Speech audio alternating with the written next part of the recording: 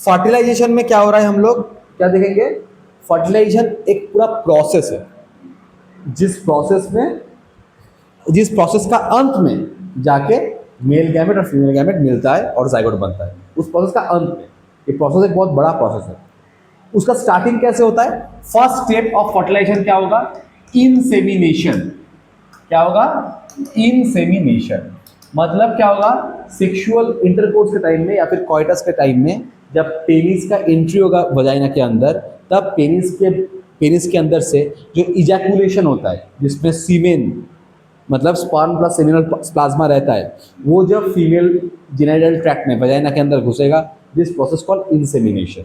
ठीक है, अब क्या हो रहा है? तो इंसेमिनेशन हो गया है वजाइना के अंदर, तो नेक्स्ट जो स्टेप होगा उसको हम लोग बोलेंगे कैपासिटेशन। कैपासिटेशन।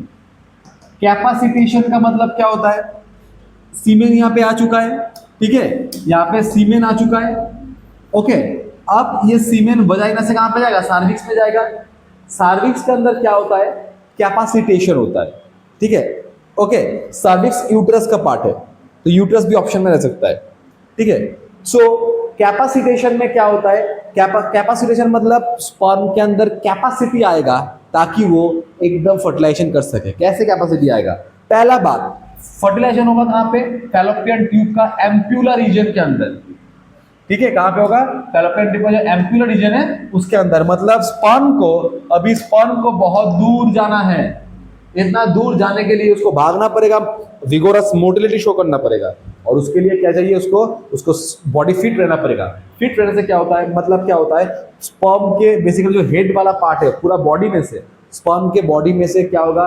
कोलेस्ट्रॉल और ग्लाइकोप्रोटीन का रिमूवल होगा, ठीक है। बॉडी में से होता है, मेनली हेड से होता है। इसका रिमूवल कोलेस्ट्रॉल और ग्लाइकोप्रोटीन का रिमूवल होगा फर्स्ट। और क्या होगा कैपेसिटेशन में?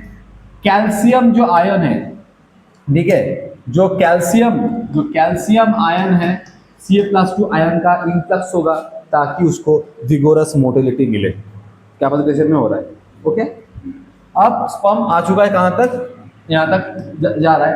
अब एक बात देख, हम लोगों को ये पता है कि क्या होता है, जो हर महीने फीमेल बॉडी में नॉर्मली एक ओवम रिलीज होता है, ठीक है। ओवम नहीं, सेकेंडरी oocyte। हर महीने फीमेल का कोई एक ओवरी से सेकेंडरी oocyte रिलीज होता है, एक सेकेंडरी oocyte। सोच, अगर इस महीने राइट से हुआ तो नेक्स्ट महीने लेफ्ट से होगा, है ना।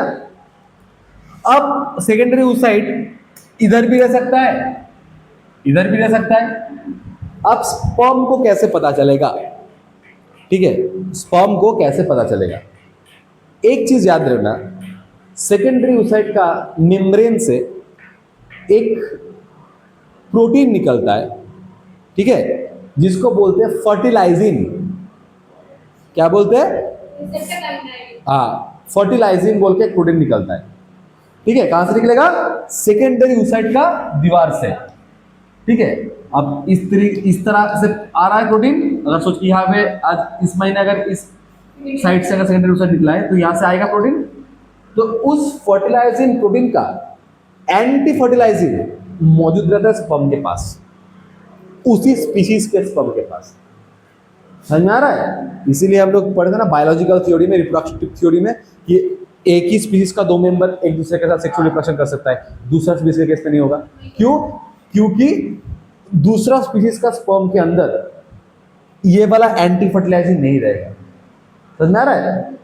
लॉक एंड की टाइप्स नहीं रहेगा, पहला बात। तो दूसरा स्पीशीज का स्पर्म आके फर्टिलाइज ना करते, वो रुक जाएगा कहाँ पे? यहाँ पे। फर्टिलाइजिंग कहाँ से निकल रहा है? फीमेल सेकेंडरी oocyte का दीवार से, और एंटी फर्टिलाइजिंग किसके पास है? स्पर्म के पास है। क्लियर है बात? अब स्पर्म जाएगा कहाँ पे? हमारा सेकेंडरी oocyte की तरफ, ठीक है। अब स्पर्म को सेकेंडरी oocyte के साथ बांधना है, जुड़ना है उसके दीवार में, है ना। मतलब सेकेंडरी oocyte क्या करेगा? उसको रिसीव करेगा। कैसे रिसीव करेगा? याद रखना, जोना सेकेंडरी oocyte का जो बाहर का जो लेयर है, क्या है? Zona pellucida. उस जोना पेलुसिडा का लेयर के अंदर रिसेप्टर रहता है, उसको हम लोग बोलते हैं ZP3 रिसेप्टर।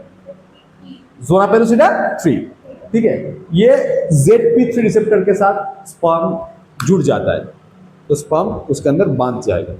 ठीक है, क्लियर हुआ है बात, समझ में आया? तो रिसीव हो रहा है कैसे, स्पर्म का रिसीव हो रहा है कैसे, स्पर्म जाके जुड़ेगा जोना पेलोसिडा में मौजूद ZP3 रिसेप्टर के साथ। स्पर्म आके जोना पेलोसिडा का ZP3 रिसेप्टर के साथ जुड़ चुका है, वो अभी सेकेंडरी ओसाइट के पास आ चुका है, आएगा। अब हमें देखना है कि स्पर्म कैसे सेकेंडरी ओसाइट के अंदर घुसेगा। ठीक है, यहां पे काम में आएगा स्पर्म का जो हेड में जो एक्रोजोम वाला पार्ट है, जो मॉडिफाइड गोल्गी कॉम्प्लेक्स है, डिराइव्ड गोल्गी कॉम्प्लेक्स है, वो वाला पार्ट। हमें पता है कि इसके अंदर क्या मौजूद है, इसके अंदर एंजाइम्स मौजूद है। ठीक है, क्या क्या एंजाइम है, क्या क्या, तीनों एंजाइम है, तीनों एंजाइम। क्या, फर्स्ट एंजाइम का नाम है हायालुरोनिडेज। ठीक है, क्या नाम है, हायालुरोनिडेज। ये क्या करता है, जो कोरोना रेडिएटा का जो सेल्स है, वो सेल एक दूसरे के साथ जो जो मतलब बॉन्ड बनाता है, वो बनाता है हाइलोरोनिक एसिड से। ये जाके वो हाइलोरोनिक एसिड को तोड़ देता है। नेक्स्ट का नाम है कोरोना पेनिट्रेटिंग एंजाइम। ये क्या करेगा, कोरोना रेडिएटा का दीवार को तोड़ के उसको पेनिट्रेट करके अंदर घुसेगा। थर्ड है जोनालाइसिन या फिर एक्रोजिन। ये क्या करेगा, जोना पेलोसिडा को छेद करेगा, जोना पेलोसिडा में छेद करेगा और स्पर्म को अंदर घुसने देगा। क्लियर? नेक्स्ट, उसके बाद क्या हो रहा है, स्पर्म जोना पेलोसिडा को छेद करके देखिए स्पर्म अंदर घुस रहा है, मगर हमें ये इंश्योर करना है कि बॉस सिर्फ एक ही स्पर्म अंदर आए, उससे ज्यादा ना आए।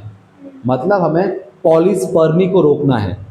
कैसे रोकेंगे, इसलिए हम लोग दोनों स्टेप लेंगे, पॉलीस्पर्मी को दोनों स्टेप लेंगे। फर्स्ट स्टेप, इसको बोलते हैं फास्ट ब्लॉक टू पॉलीस्पर्मी।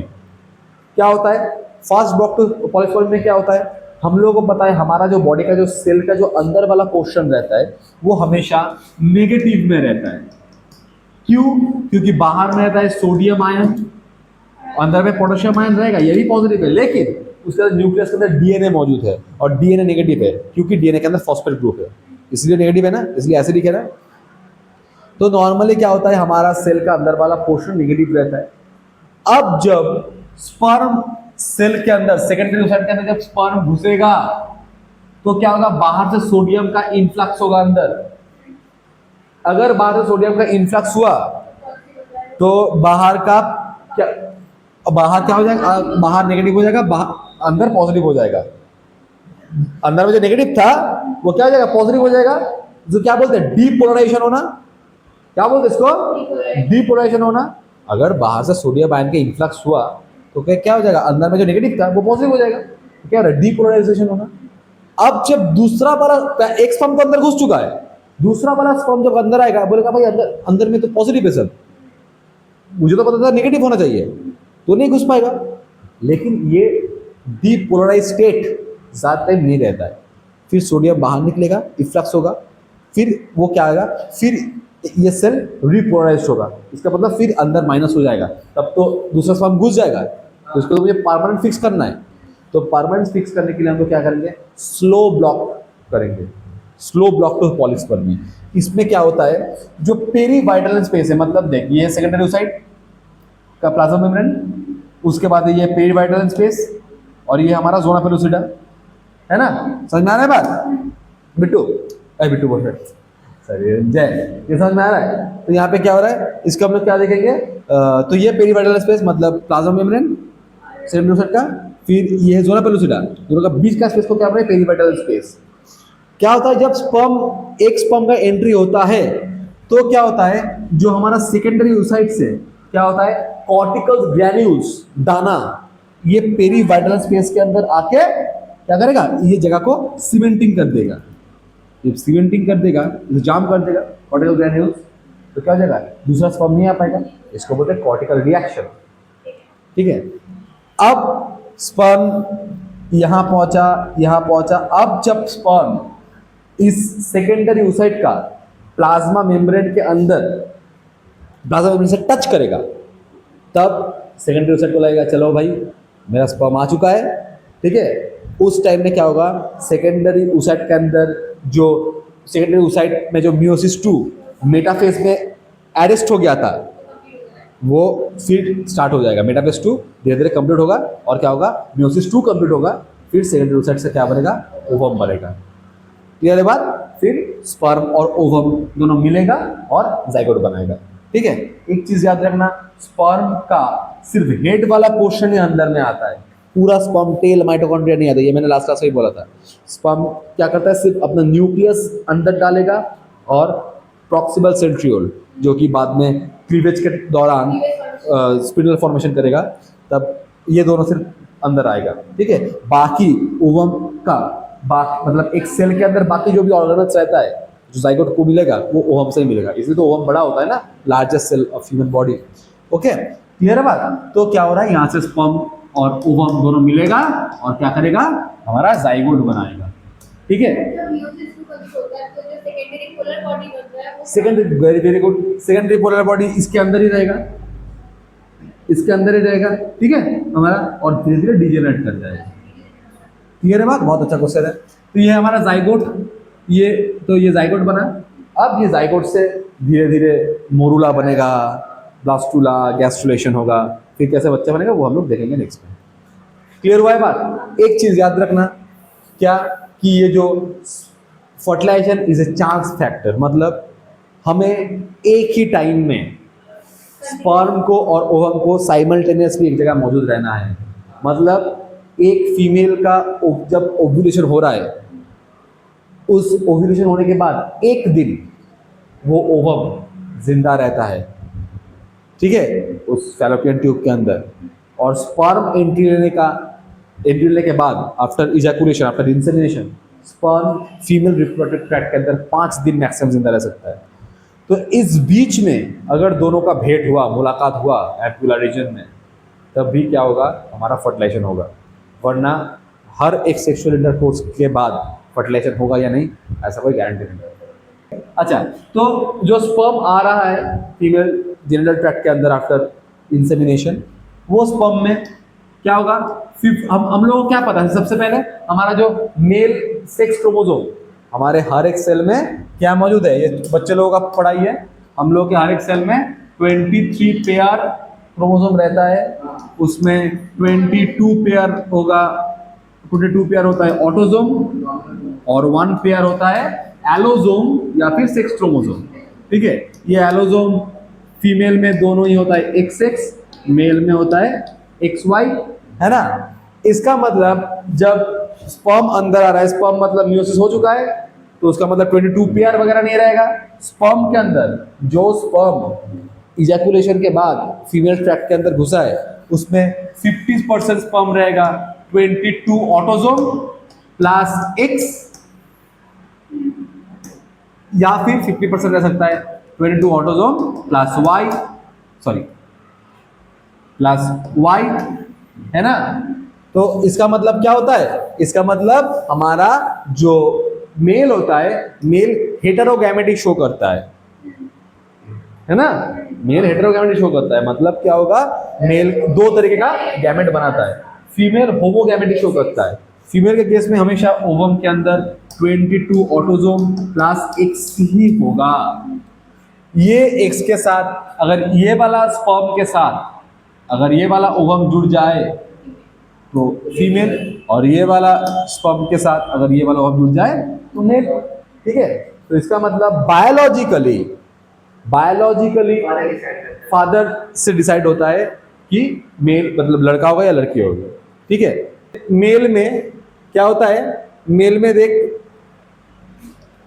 जो मेल होता है हम लोग हेटेरोगैमेटी शो करते हैं, फीमेल होमोगैमेटी शो करता है। लेकिन बर्ड्स में देख जो फीमेल होगा वो फीमेल क्या करेगा, वो हेटेरोगैमेटी शो करेगा, ZWZZ, है ना। उसमें मेल ZZ रहेगा, होमोगैमेटी शो करेगा। वैसे ही ड्रोसोफिला में क्या होगा, फीमेल क्या होगा, होमोगैमेटी शो कर रहा है, लेकिन मेल देख हेटेरोगैमेटी शो कर रहा है। यहाँ पे देख जो होने वाला है, ठीक है, ड्रोसोफिला में XY या फिर XO मतलब एक तो ही X क्रोमोसोम मौजूद है, ओके। यहाँ पे देख ये जो ग्रास हॉपर वगैरह में, मैंडल वगैरह में, यहाँ पे भी देख फीमेल के पास 2 एक्स है, मेल के पास सिर्फ एक ही एक्स है। मेल खत्म नहीं हुआ है वहां से, ठीक है, लेकिन इसके पास एक ही एक्स है।